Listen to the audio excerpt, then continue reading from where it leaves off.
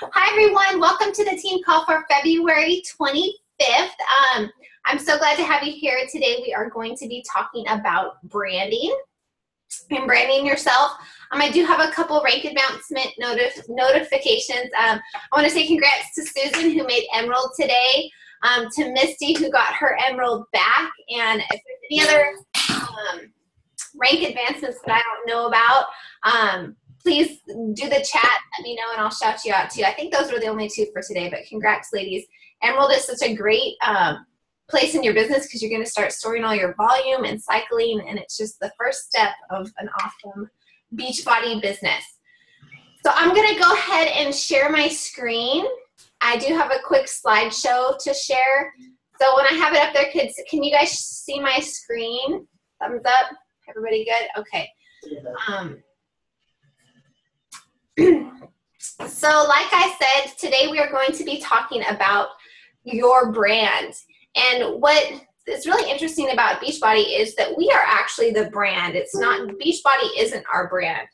So as we know, Beachbody is a very household name. Beachbody was a company that started in, I think, 1997. They did infomercials, fitness programs, and they market themselves really, really well. And one of the ways you know that Beachbody is well known is people might not know Beachbody per se, but they know the product. So when I tell people that I'm like, I work with Beachbody, they're like, well, what's Beachbody? And I always say, well, have you heard of P90X or Insanity? And everybody's like, yes, of course. Everybody knows those products. And I think the 21 Day Fix and T25 are probably just as known as P90X and Insanity. So Beachbody spends a lot of money on infomercials. They have very famous trainers. They use email advertisement. So they do a lot to market themselves and have a lot of trust with their brand. So people, you know, Tony Horton did P90X, but if his new program that's coming out, 22-minute hardcore, there's going to be a lot of people who are going to want to buy that program just because they have trust and rapport with Tony as a trainer, that they will follow what he's doing, and they'll usually buy all the programs that he does if they like him. Same with Autumn or Shalene or Shanti. There's a lot of trust with that brand. However, all of us coaches sell the same products, but what makes each of us stand apart from the others is our own personal brand. So when you're trying to grow your business, you don't want to lead with the Beachbody brand, but your own brand. Could you all mute yourself, please? There was an echo. It might be me. It's still loading. So if you can mute me, go ahead. I'm going to try. I just exited from the full screen. It's not letting me hear. Is it that who? Okay, I think it's gone. Okay. As I was saying, we all sell the same products, but we don't want to lead with the Beachbody brand. We want to lead with our own personal brand. So you might be thinking, well, how do I do that? I don't really know what my own personal brand is. I'm going to give you little pointers to really help you develop your own brand, what sets you apart from other people. So my first tip is always be yourself. I think it's really easy when you become a coach to follow a bunch of top coaches and try and emulate what they're doing. You see a post that they do, so you try and copy it. You see what everybody else is posting about, so you think that's what you want to post about. But if you're trying to be somebody that you're not, people who know you are going to see right through it. So don't try to be like a top coach. Like Melanie Mitro is amazing. She's the top coach in Beachbody. But if I try and emulate Melanie Mitro, like, that's not me. Her following isn't the same as my following. It's not going to work. Don't try to hide your imperfections. Okay. Can anybody else hear all that crazy feedback? It might be me. I'm trying to figure out my phone. Can you hear me? I can hear you. Is there a mute like on the bottom left or right? Anybody know from a phone where the mute is? It's actually in the Zoom app. It should be something that you have to press. Okay. It won't let me mute you while I'm in. I'm so sorry. No, I'm going to have to get out of sharing. It won't even let me get out of sharing my screen. Oh, hold on. I'm sorry, guys. I'm going to have to pop out of this so I can manage all the participants and mute everybody.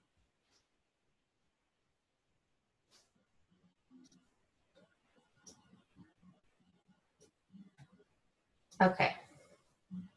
Everybody good?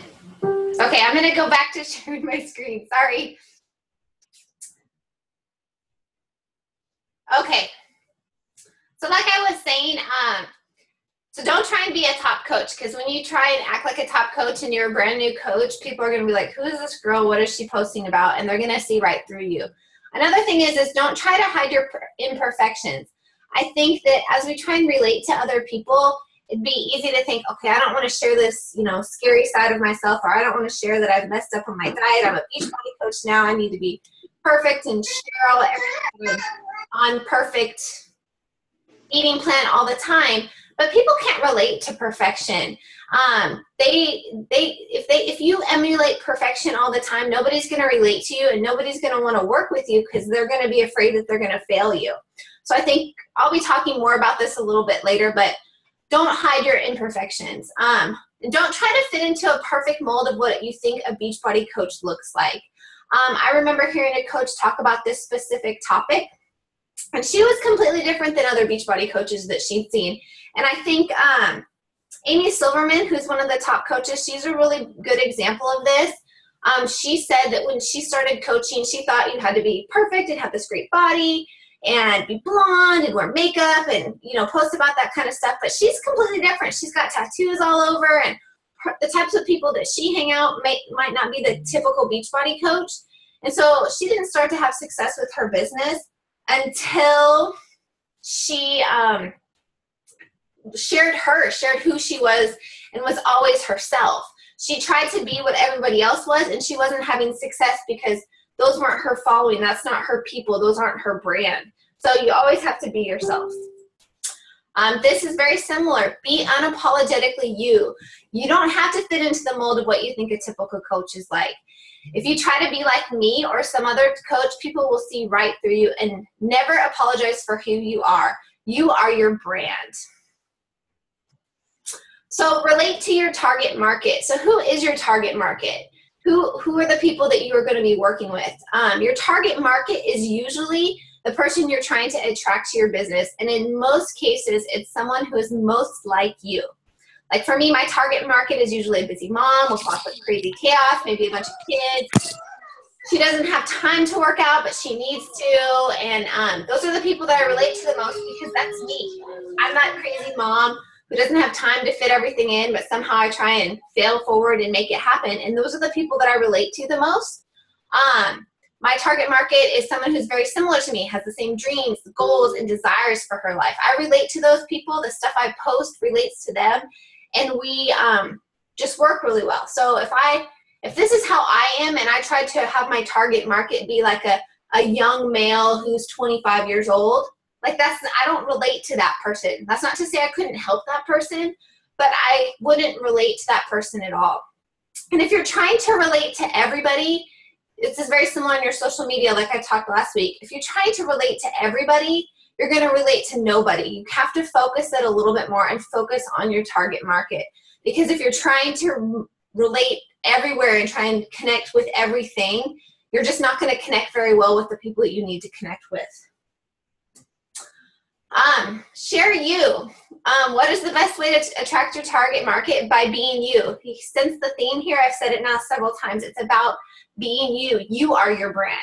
So ask yourself, what do I like to see on Facebook? What are the pages that you like to follow? What are the things that you are interested in? What things inspire you? What are your struggles? Those are the things that you need to be sharing on your social media. That's part of your brand. So you have to find what speaks to you and share that on social media. I always say, when I'm struggling with something, or if I'm having a crazy day, like this morning, I shared that I had a crazy morning and a blaze of chaos, and I was yelling at my kids before we left, and we were barely making it out the door as I was making lunch 10 seconds before we were running out the door. And because that's how my life is, and people who are my target market are going to relate to that, because they're going to go oh, me too. That's how I am too. So that's the stuff you have to share. The stuff that is most like you is going to attract your target market who are most like you as well. So these are 10 things that will help make your brand.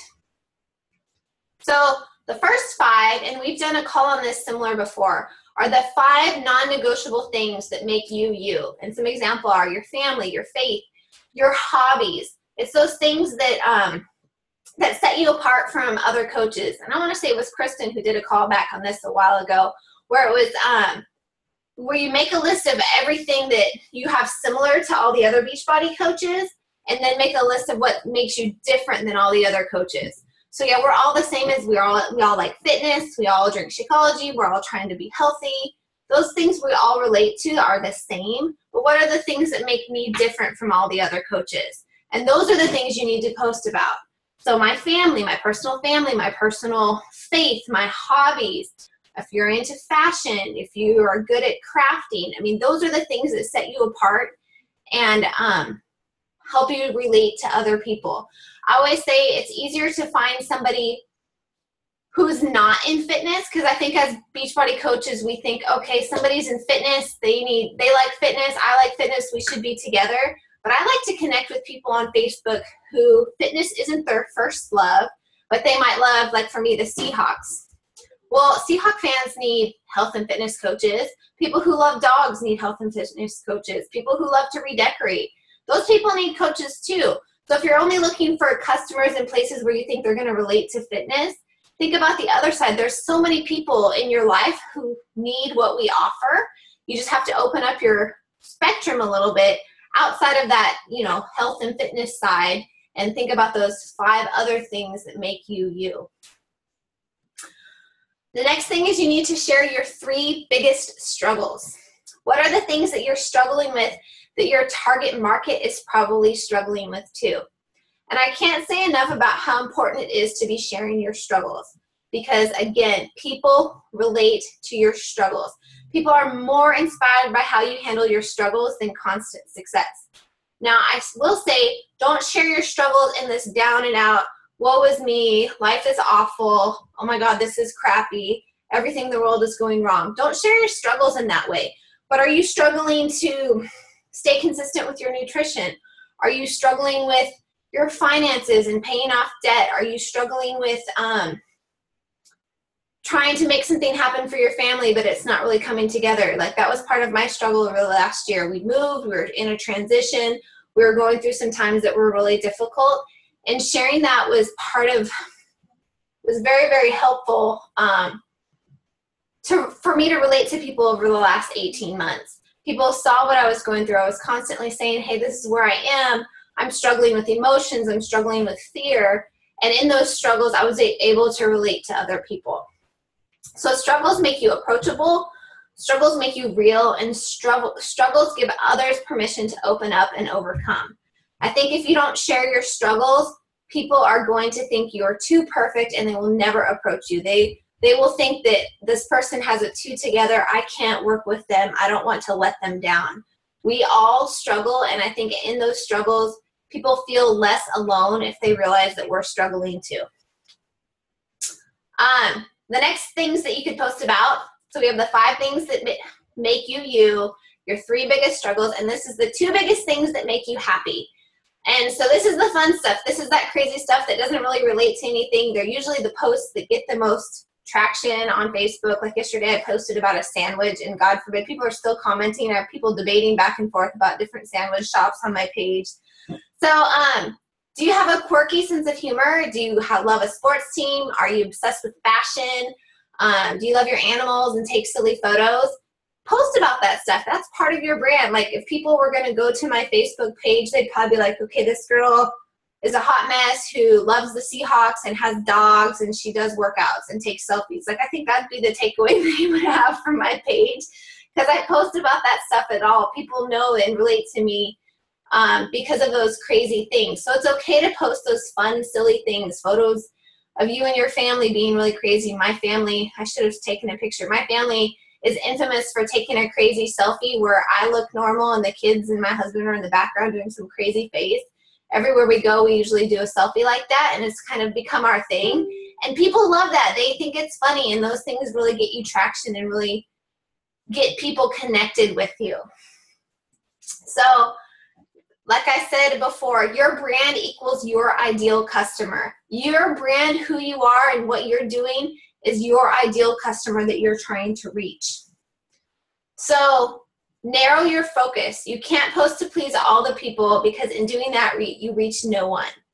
It's easier to connect with your specific market than trying to speak to 1,000 Facebook friends. Again, if you're trying to speak to everybody, you're going to speak to no one. You have to narrow your focus as much as possible. Communication is more genuine when you're posting for your target market. Post like you're talking to one person, because when you post like you're talking to one person, that one person in your target market is going to feel like you are specifically talking to them, and they're going to connect with you. If you're posting for everybody, you're going to lose that target market and that intimacy that you're creating in that relationship with the person in your target market. When you narrow your focus, you're more authentic because you know their struggles, and you're very close to your target market because they're similar to you. So as you share your struggles, it opens up the communication for your target market to share their struggles, and you can really form a relationship where you can help each other and really form a great relationship in a way that you can, if you know their struggles, you can help connect with them and see if what we have and offer is something that they need. So what do you post now that you know all this? We talked about social media last week on our call. But again, think about, what do I want to hear? What inspires me, and what do I need to focus on? Because those are the things that you need to be posting on your social media. So share from your heart to your target market. Be you authentically, and don't try to be somebody that you're not. Embrace your flaws and differences and have integrity. So here are 2 examples of posts where I shared that I was a complete disaster. I always say I like to lead with my mess. That way I don't disappoint anyone. But they seem to be the posts that people relate to the most, because I must be attracting a bunch of crazy people who don't have it together. And in us, we've become a crazy tribe. And we connect that way. So find that thing about you that you can share unapologetically, something that makes you you, and lead with that. So for me, it's that I'm a disaster. Truly I am. That seems to be the thing that people relate to the most. But for you, it could be your fitness. For you, it could be your faith. It could be something about your hobby, whether it be you're crafty or you're into fashion. Find that one thing that people connect with and really relate to you about, and share that stuff over and over again, because that's just going to create a great relationship between you and your target market. Again, I feel like I've said it over and over again. Share your faults, your struggles, and small successes. The more you share your struggles, the more others will relate. But also you have to share your small success. And we talked about this in my team page today. Small success is big success. So I know you might be a new coach and you might think, okay, well, I sold a challenge pack and I made $35 or however much it is. That's not very much. I can't say anything about that. That's not a big deal. But all those small successes lead to a big success later. You can't wait to be making a full-time income to talk about how Beachbody has transformed your life. You have to leave those clues along the way. So share those small successes. It could be that you followed a fitness program for 21 days without cheating, or if you've never done that before, if you've never worked out for 30 days in a row or for a full month, share that. That's a small success. That's a big deal. I know, I want to say it was Justinia. I don't know if she's on the call, but since she became a Beachbody coach, she had worked out for an entire year straight. Obviously she's taken rest days, but she had never done that before in her life. She had never been consistent with working out until she became a Beachbody coach. And that's awesome. Imagine how many of you have that same story. Or did you pay for something with your Beachbody income? Camelia today was able to take her kids on a field trip because of her Beachbody income. And that's huge. That's a great thing to share. What would your target market need in their life? It's really easy to dismiss, oh, I only made $50, or oh, it's only $100. It's not a big deal. But I guarantee you, if somebody walked in the door right now and said, hey, would you like $100? I'd be like, yes, please, thank you. I will take it. And I guarantee you, nobody's going to say, no, I don't want that money. because every little bit changes people's lives. So you have to leave those clues along the way so people realize that you're having success. And if you're having success and you're sharing your story and you're sharing your struggles, they think, I bet I could do this too. But if you're leading with, I'm perfect, life is great, everything's together, here I am in this great perfect thing, and my workouts are always perfect, and my food is always perfect, and here I am making hundreds and hundreds of dollars, do you think somebody's going to want to join that team? Probably not, because they're going to feel like they can't live up to it. But if you're sharing you authentically, the ups and the downs, the good and the bad, and then sprinkling along those clues that how you're having success with this business, people are more apt to want to join you because they're going to say, oh, she's doing this. If she can do this, I can do this. I don't know how many times I've said that about the coach on my team, my coach Amy. I love Amy, and she's a hot disaster too, and I keep thinking, well, if she's doing it, I can do it too. So if you're thinking and you're seeing me where I'm at and you're like, oh, Ashley, she's having this great success, what you should be saying is, Ashley is a hot disaster. If she can do it, I can too. So be thinking about that. Share those small successes along the way. So here's our action step. I always say it's great to have aha moments, but if you don't put those aha moments into action, this time you wait more on the call was just wasted. So take notes. Find the 5 non-negotiable things that make you you. Really sit down and think about what those 5 things are that make you different from everybody else. Find the 3 struggles that you want to share with your target market. And find the 2 fun, silly things that you want to share. And be note of that and be aware when you're posting, hey, is this something that falls in that 10 things that are part of my brand? And if it doesn't, maybe you don't post it. So think about that as you go through your social media and share yourself. Anybody have any questions? There's a lot of people on the call tonight. No? No questions? Okay, well, I can let everybody go. I appreciate everybody being here tonight. You guys are amazing. I will see, actually next week, I'm so excited. We actually have a guest speaker next week. And if you were at the leadership retreat with us in Florida, you know this person. It is Danielle Hogel. She has offered to be on our team call next week. I don't even know what she's going to talk about yet. She said she just wanted to be on our team call, and I said, great. Whatever you want to talk about, it's fine. We'll all listen and take notes. So please show up to the team call next week, because I don't want to be like, hey, come join my team call, and there's 3 people here. Because she's amazing and it's going to take the time out of her schedule to add value to us. So let's all respect her and show up. She's amazing. She's been a coach for like 4 years, and she's rocking. So show up. I look forward to seeing you guys next week. See ya.